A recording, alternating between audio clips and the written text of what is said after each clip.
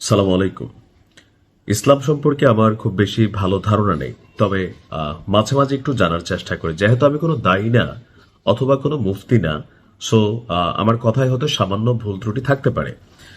তবে আজকে আমি যে জায়গাটাতে বিশ্লেষণ করতে যাচ্ছি, এই জায়গাটা যারা অন্তত পবিত্র কোরআনের এই আয়াতটা জানেন, আপনি চোখ বন্ধ করে আমার কথাগুলো শুনবেন, ভিডিওটা, আর একটু হিসাবটা মিলাইবেন যে ট্রাম্পকে নিয়ে বা ট্রাম্পের সাথে পবিত্র কোরআনের সেই আয়াতটা আদৌ কি মিলছে কিনা।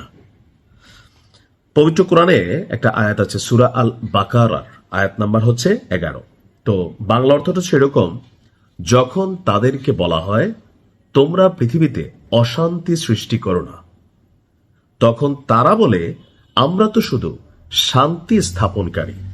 অর্থাৎ আল্লাহ রাব্বুল আলামিন বলছে যে একটা জাতির উদ্দেশ্যে, একটা কওমের উদ্দেশ্যে, সম্ভবত ওইটা কি বনি ইসরায়েল বা অন্য কোনো গোত্র বা জাতিকে বলা হয়েছে কিনা জানি না, তবে এখানে আসছে কি, তোমরা যখন তাদেরকে বলা হয় যে তোমরা পৃথিবীতে অশান্তি সৃষ্টি করো না, তখন তারা বলে আমরা তো শুধুই শান্তি স্থাপনকারী, অর্থাৎ আমরাই শান্তি স্থাপনকারী।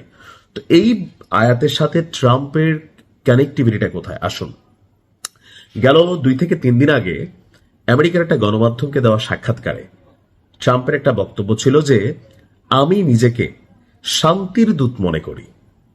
মাঝখানে ডোনাল্ড ট্রাম্পকে নোবেল পুরস্কার দেওয়া নিয়ে যে ভেনেজুয়েলার একটা আছে না, ছিলান মাচাদু না কি, হ্যাঁ, তো ওই মহিলা সেও নাকি শান্তি টান্তিতে কি পাইছিল, ট্রাম্প দিয়া দিবে, কারণ ট্রাম্প পৃথিবীতে শান্তি প্রতিষ্ঠা করতেছে, অর্থাৎ তার জন্য হয়তো ভেনেজুয়েলার প্রেসিডেন্ট পদ আসবে, ওরকম শান্তি ভেবে সে চিন্তা করছে।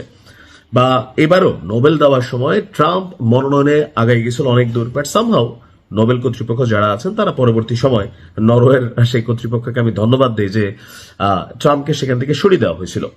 এখন ট্রাম্পের এই বক্তব্য যে আমি নিজেকে শান্তির দূত মনে করি, তো পবিত্র কোরআনের আয়াত সূরা বাকারার 11 নম্বর আয়াতের শেষের অংশটা কি, তখন তারা বলে যে আমরা শুধুই শান্তি স্থাপনকারী।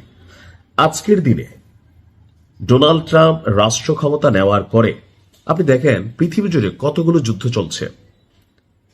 একটা তো রাশিয়া ইউক্রেন যুদ্ধ সাবেক প্রেসিডেন্ট জো বাইডেনের সময় থেকে ছিল, এমনকি তখন ট্রাম্প বলছিল যে সে যদি প্রেসিডেন্ট হয় তাহলে শপথ নেওয়ার আগে রাশিয়া ইউক্রেন যুদ্ধটা শেষ করবে।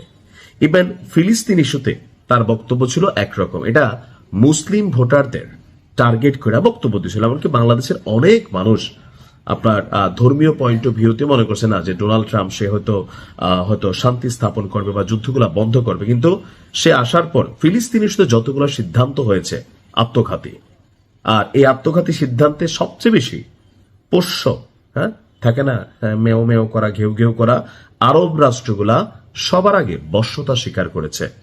এমনকি তারা নিজস্ব ফোর্স সেখানে পাঠানোর চিন্তা করছে। এখন তো পাকিস্তানও আছে, পাকিস্তান নিয়ে যারা এত পিলপিলানি ফিল করেন, ভেতরের খবরগুলো একটু দেখেন। তো মার্কিন যুক্তরাষ্ট্রের যে বিশেষ বাহিনী তৈরি করা হয়েছিল ফিলিস্তিনের শান্তি কায়েমের জন্য, আসলে শান্তি কি, এখানে একটা বাহিনী তৈরি করা হচ্ছে যারা ইসরায়েলকে ডিস্টার্ব করবে না, এটাই শান্তি। ইসরায়েলকে ডিস্টার্ব না করলে তার ইসরায়েল তাদেরকে ডিস্টার্ব করবে না, কিন্তু আপনার বাড়িঘর আমি লুট করে নিব, আপনি চুপচাপ থাকবেন, এটাই হচ্ছে শান্তি। আর রাইট নাও ইরান ইস্যুতে এই যে পুরো মধ্যপ্রাচ্য জুড়ে, সারা পৃথিবী জুড়ে এই মুহূর্তে জ্বালানি থেকে শুরু করে, বাংলাদেশে তেল নাই ভাই, সরকার ভর্তুকিতে তেল আনতেছে, বিএনপি সরকার মাত্র ক্ষমতায় বসছে, তেলের ধাক্কা কিন্তু সরকারকে একটা নাড়াচাড়া কিন্তু দিয়ে ফেলবে যদি এটা অল্প সময়ের মধ্যে সমাধান না হয়।